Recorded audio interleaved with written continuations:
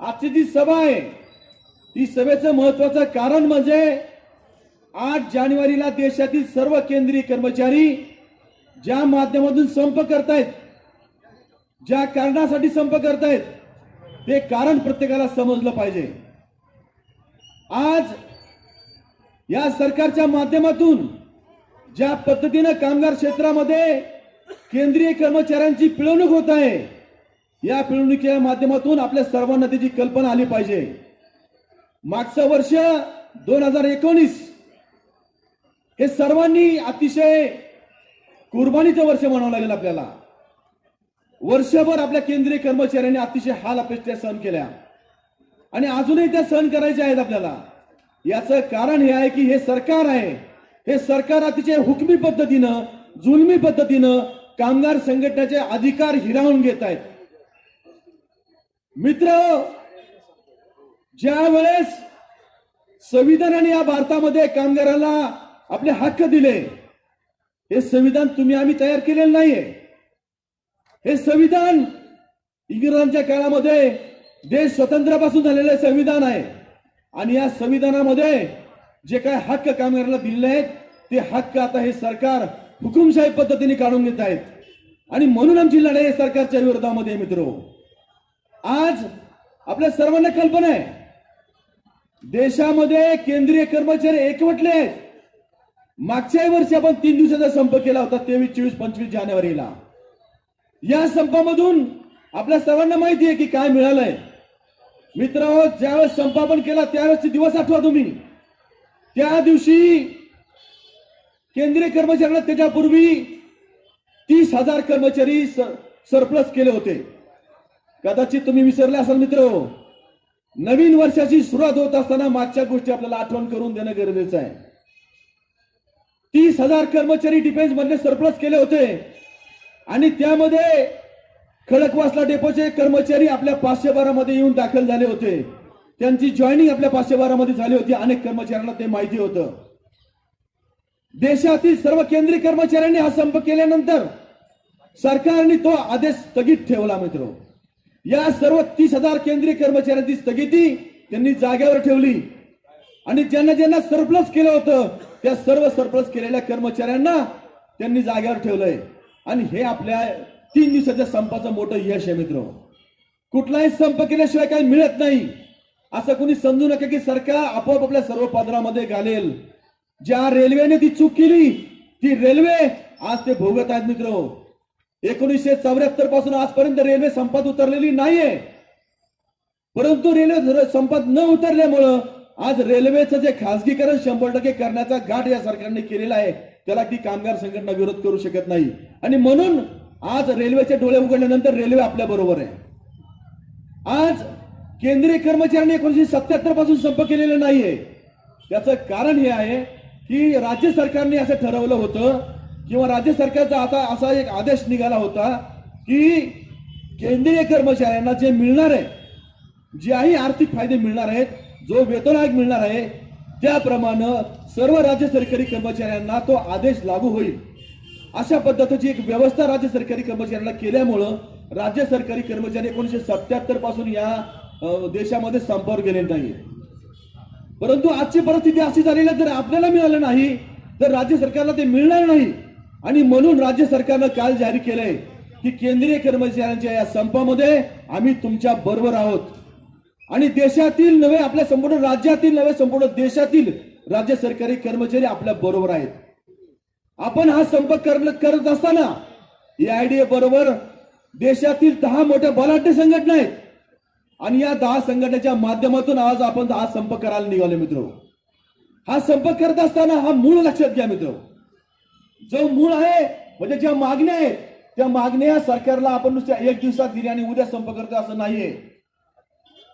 2019 मध्ये आठवा तुम्ही तो दिवस, 19 नोव्हेंबर 2015चा दिवस की ज्या दिवशी 7व्या वेतन आयोग समितीने आपला अहवाल या सरकारला सादर केला आणि 30 जूनला केंद्रीय कर्मचाऱ्यांच्या माध्यमातून, केंद्रीय सरकारच्या माध्यमातून वित्त मंत्री अरुण जेटली यांनी तो सरकारला अहवाल मंजूर केल्याची घोषणा केली आणि आपल्या सर्वांना तो अहवाल लागू झाला की 7वा वेतन आयोग लागू झाला। हा 7वा वेतन आयोग लागू झाल्यानंतर लगेच 8 डिसेंबर रोजी आपल्या देशातील मोठ्या तिन्ही फेडरेशननी AIDF, INDWF आणि BPMS या तिन्ही फेडरेशननी एक जॉईंट ऍक्शन कमिटी स्थापन केली। याचं कारण हे होतं मित्रांनो की या 7व्या वेतन आयोगामध्ये काय दिले आपल्या सर्वांना माहिती आता। या 7व्या वेतन आयोगामध्ये काही दिलेलं नाही आपल्याला। आज देशामध्ये जे यापूर्वी 6 वेतन आयोग झाले, या 6 वेतन आयोगामध्ये सर्वात कमी वेतनवाढ दिलेला हा आपला वेतन आयोग आहे। आणि नुसतीच कमी वेतनवाढ दिलेली नाही तर या वेतन आयोगामध्ये आपल्या अनेक त्रुटी या सरकारने अशाच ठेवलेल्या आहे आणि या त्रुटी सरकारला सादर करण्यासाठी देशातील संघर्ष कृती समिती स्थापन केली। म्हणजे तिन्ही फेडरेशन एक जॉईंट ऍक्शन समिती स्थापन केली। या जॉईंट ऍक्शन कमिटीच्या माध्यमातून या वेतन आयोगाच्या 24 चुका त्या ठिकाणी सादर केल्या आणि 24 ज्या काही चुका होत्या त्या चुका आपण देशातील या कमिटीला सादर केल्या, सरकारला सादर केल्या आणि सरकार त्याच्यावरती अजूनही विचार करते। आज 3 वर्ष होऊन गेले मित्रांनो आपल्याला 7वा वेतन आयोग लागू होऊन, परंतु आपल्या ज्या काही चुका किंवा ज्या काही डिमांड्स आपल्या केलेल्या आहेत त्याच्याकडे सरकार बेजोगपणे डोळे करत आहे। आणि म्हणून हे अस्त्र जे आहे हे ब्रह्मास्त्र, हे कामगारांचं ब्रह्मास्त्र हे आपल्याला काढावं लागतंय। आज एक दिवसाचा फक्त संप आपण आचार्यानं करतोय मित्रांनो, परंतु एक लक्षात घ्या, या एक दिवसाच्या संपातून जर सरकारला जाग आली नाही तर आपल्याला आपल्या परिवारासह रस्त्यावर उतरावं लागेल। देशातील सर्व कर्मचाऱ्यांनी आपला परिवार घेऊन या रस्त्यावर उतरावं लागेल आणि हा जो चक्का आहे हा देशातील चारवाल चालणारा सगळा चक्का जाम करावा लागेल। या देशातील प्रत्येक खासदाराला, आमदाराला नव्हे, देशातील प्रत्येक मंत्र्याला रस्त्यावर फिरून दिलं जाणार नाही। अशा प्रकारची व्यूहरचना आपल्या फेडरेशनने तयार केलेली आहे आणि जर सरकारने ते ऐकलं नाही तर या पुढच्या व्यूहरचनेला आपल्याला सामोरे जायचंय मित्रांनो। आज परिस्थिती निर्माण झालेली आहे, ती वेगळी परिस्थिती निर्माण झालेली आहे। ही गोष्ट तुम्ही बेसिक लक्षात घ्या। सरकार आज जे कॉर्पोरेशन करतंय हे कॉर्पोरेशन का करतंय याच्या पाठीमागे तुम्ही लक्ष द्यावा। कॉर्पोरेशन सरकार यासाठी करतंय की जोपर्यंत या जमिनी सरकारच्या ताब्यात आहे, जोपर्यंत हे कारखाना सरकारच्या ताब्यात आहे, तोपर्यंत या जमिनी सरकार विकायला त्यांना परवानगी नाहीये। मित्र, खूप दूरवरचा विचार करा। कॉर्पोरेशन केल्यानंतर जे आज आपलं वर्कशॉप लार्सन अँड टुब्रोला दिलेलं आहे, ज्याच्या माध्यमातून लार्सन अँड टुब्रोची करार केलेला आहे, आज लार्सन अँड टुब्रो नुसते म्हणत नाही की मला 500 वरा द्या, लार्सन अँड टुब्रो म्हणतं की तुमची मोकळी जागा मला द्या, त्या जागेवरती आम्हाला नवीन प्रोडक्शन तयार करायचंय। अशा पद्धतीनं अंबानी, अदानी यांना 172 कंपन्यांना या देशामध्ये या संरक्षण क्षेत्रामध्ये काम करायला परवानगी सरकारने दिलेली आहे आणि कॉर्पोरेशन करत असताना सरकार यांच्या नावावर, यांच्या करारावरती यांना जमिनी देणार आहेत। मित्र, यांना काय गव्हर्नमेंटचं काय चांगलं उत्पादन करायचं असं नाहीये। 500 पेक्षा जास्त उत्पादन ऑर्डनन्स फॅक्टरीच्या माध्यमातून आपण सरकारला देतोय आणि हे उत्पादन निश्चित ही कंपन्या किंवा हे कंपन्या देऊ शकत नाही। मागच्या वर्षी एक छोटासा अहवाल मी तुमच्या समोर मुद्दाम ठेवतो मित्र। ज्या समितीमध्ये देशातील सर्व जे काही मोठे मोठे अधिकारी होते त्या अधिकाऱ्यांमध्ये 512 आपला एक कामगार बंधू होता आणि एक सुपरवायझर होता। ही अभिमानाची गोष्ट आहे मित्र की 512 एक सर्वसामान्य कामगार जो इंजिन शॉपचा बाळासाहेब फराळे हे त्या समितीमध्ये होते आणि इंजिन शॉपचा एक सुपरवायझर त्या समितीमध्ये होता।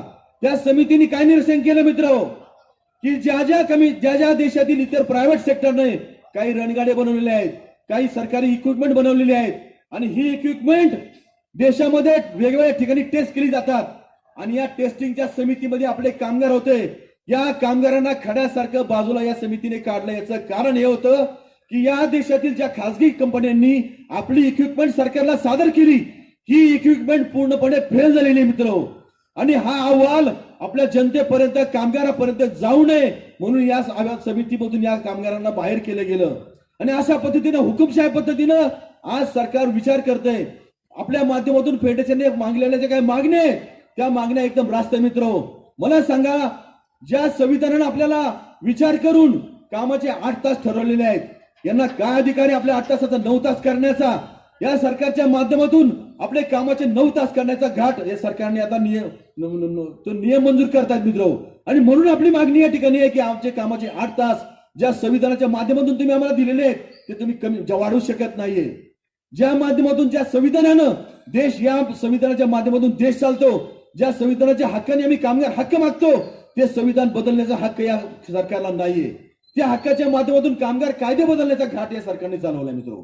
कामगार कायदे का बदलायचे या पाठीमागे तुम्ही विचार करा। जसं मी सांगितलं की कॉर्पोरेशन का होतंय, त्याच पद्धतीने कामगार कायदे का बदलले जातात, हा एक महत्वाचा विषय मित्र.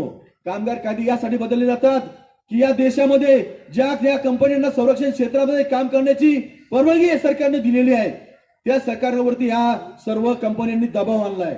आणि ह्या कंपन्या सरकारला काय म्हणतात आता की तुमच्या संरक्षण क्षेत्रामध्ये आम्हाला काम करायचं, आता तुम्ही परवाना दिलाय, परंतु हा परवाना देत असतानाच आता आम्हाला त्या संरक्षण क्षेत्रामध्ये कामगार युनियन नकोय. आणि कामगार युनियन जे आहेत त्या युनियनच्या माध्यमातून जे कायदे आहेत ते कायदे आमच्यासाठी जाचक आहेत. आणि म्हणून त्या कामगार कायद्यामध्ये बदल करा. कामगार कायद्यात काय बदल करा, तर कामगार कायद्यामध्ये पहिलं हे ठरवा की कुठल्याही कामगारांना आम्ही पाहिजे त्यावेळेस काढू शकू, हा पहिला बदल करा. कामगार इंडस्ट्रियल डिस्प्यूट ऍक्ट ज्या माध्यमातून आपले हक्क आपण सरकारच्या समोर मांडतो आणि ते भांडून मागतो, तो डिस्प्यूट ऍक्ट चेंज करा. त्यामध्ये कुठल्याही प्रकारचं डिस्प्यूट ठेवू नका, त्यापैकी कुठल्याही प्रकारचे कामगार आमच्या बरोबर भांडता कामा नये. अशा प्रकारचे जाचक अटी ज्या आहेत या अटी आपल्या माध्यमातून आपल्यावरती लादण्याचा प्रयत्न सरकार करतंय. आणि म्हणून मित्र आपण या ठिकाणी लढाई लढतोय. मित्र 2004 सालापासून जे कर्मचारी आपल्या बरोबर काम करतायत, जे नवीन भरती आपले कामगार बरोबर झालेले आहे, या कर्मचाऱ्यांना पेन्शनचं अजूनही काही निश्चित नाहीये. त्यांना पेन्शन मिळणार किती याची अजून खात्री सरकार देत नाहीये. आणि म्हणूनच आपल्या माध्यमातून आपण एक मागणी केलेली आहे की हे एनपीएस जे आहे हे कॅन्सल करा आणि आमच्या सर्व कर्मचाऱ्यांना लागू असलेली जुनी पेन्शन योजना ही आमच्या नवीन कामगारांना 2004 नंतरचे जे कामगार भरती झाले आहेत यांना तुम्ही लागू करा. असे अनेक प्रकारचे प्रश्न घेऊन आपण उतरतोय मित्र रस्त्यावर. आता हे चालवायचं का हे बुडवायचं हे आपल्या हातात आहे मित्र. या ठिकाणी या दिवशी 8 जानेवारीला जो फेडरेशनच्या माध्यमातून आपण संप पुकारलाय, या संपाला देशातील सर्व कर्मचाऱ्यांनी सहभाग दिलेला आहे. सर्व कर्मचारी सहभागी होणार आहेत. आणि म्हणून मी आपल्याला विनंती करेल, यानंतर काही पदाधिकारी बोलणार आहेत, पदाधिकारी आपल्या नवीन वर्षाच्या शुभेच्छा देखील देणार आहेत. आपण या सभेची रीतसर परवानगी देखील घेतलेली आहे. त्याच्यामुळे यानंतर कमांडंट साहेबांचा दरबारही होणार आहे. कमांडंट साहेब देखील सांगणार आहे. कमांडंट साहेबांना मी शनिवारी एक प्रश्न विचारला मित्र. शनिवारी संघटनेच्या माध्यमातून त्या ठिकाणी त्यांची मीटिंग घेतली आणि त्या मीटिंग मध्ये आम्ही सांगितलं की आमच्या 512च्या इंटरनल जे प्रॉब्लेम आहेत ते इंटरनल प्रॉब्लेम आमचे अनेक प्रॉब्लेम आहेत. सगळ्या संघटनेची मीटिंग होती, सगळ्या संघटनेचे पदाधिकारी त्यामध्ये होते आणि ते सोडवण्याकरता दर महिन्याला तुमची मीटिंग पाहिजे. कारण आज परिस्थिती अशी निर्माण झालेली आहे की 512 मध्ये देखील बरेचसे अधिकारी मनमानी पद्धतीने वागत आहेत. ही मनमानी आपण सहन करणार नाही मित्र. आणि त्यासाठी आपली एकीकरण आपल्या एकीमध्ये पुढे होऊन देऊ नका. ही एकी दाखवायची असेल तर पहिले 512 मध्ये आणि 512ची एकजूट ही आपल्या फेडरेशनला महत्वाची असते. आज देशामध्ये ज्यावेळेस फेडरेशन लढत असते त्यावेळेस फेडरेशनची ताकद महत्वाची असते. आणि म्हणून या ताकदीच्या विरोधामध्ये आपण सर्वांनी ताकदीच्या साठी देशाच्या सरकारच्या विरोधामध्ये सर्वांनी एक यायचंय. आणि 8 जानेवारीचा संप हा एक दिनानं एक निष्ठेने आपल्याला या ठिकाणी सक्सेस करायचा आहे. या ठिकाणी मी सर्वांना विनंती करेन आणि पुन्हा एकदा नवीन वर्षाच्या सर्वांना अतिशय अंतर्मनातून शुभेच्छा देतो आणि थांबतो. जय हिंद. लाल सलाम, लाल सलाम, लाल सलाम. धन्यवाद सरचिटणीस. त्यानंतर